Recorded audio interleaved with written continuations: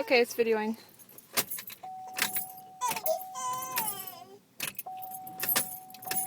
We're at the mall with the kids in the car, deciding not to start.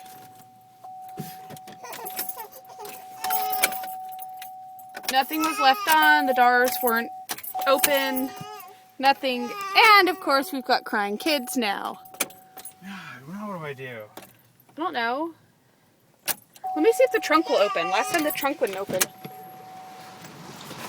Fucking stupid car.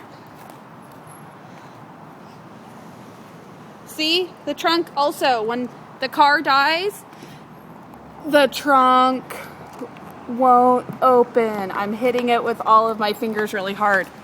This is what happened last time. I freaking got stranded in the car, couldn't get my stroller out, and I have 2 kids in the car. You guys need to figure this crap out.